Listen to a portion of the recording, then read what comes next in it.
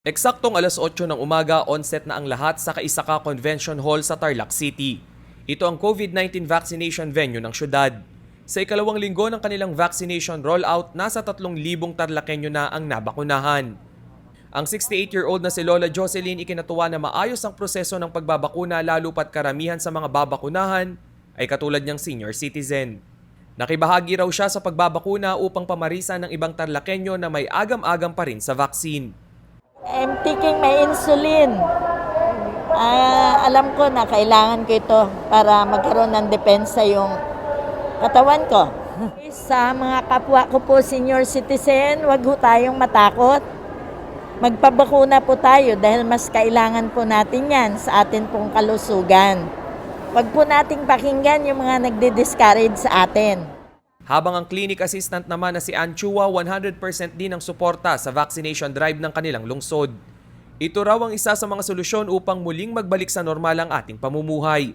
Huwag po kayong matakot para po sa ano natin to, para makausad na po tayo. Opo, para po sa buong buong bansa po natin. Anya, ang pagtanggap ng bakuna ay hindi lamang personal na proteksyon bagkus para na rin sa mga mahal niya sa buhay. Para sa mga elderly po, sa mga magulang ko po, para po sa lahat ng tao po. All out din ang suporta ni Tarlac City Mayor Christy Angeles na isa sa mga nanguna upang magkaroon ng strategically safe and comfortable vaccination area ang mga Tarlakenyo.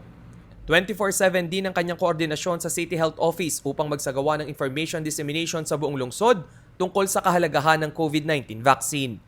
Kaya paalala ng Health Office ng syudad ang pakikilahok sa COVID-19 vaccination ang susi upang sa lalong madaling panahon ay maging coronavirus-free ang kanilang lugar. Alamin lamang po ang inyong schedule sa inyong mga presidente sa mga barabarangay para po mabakunahan po kayo ng COVID-19. Free po ito, wala pong bayad. Sa kabilang banda, binuksan naman ang nasal antigen testing center sa gilid ng City Hall. Ayon sa direktiba ni Mayor Christy Angeles, bawat residente ng syudad ay maaaring magpatest ng libre. Prioridad din ang mga close contact at nakararamdam ng flu-like symptoms. Pinapayuhan lamang ang mga nais na magpatest na magsuot ng face mask at face shield at sundin ang physical distancing. As of May 4, 2021, 1,970 na ang confirmed COVID cases sa syudad. 56 ang namatay, 908 ang recovered o gumaling na at 953 ang active cases.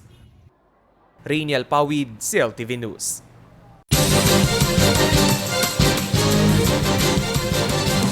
Thank you.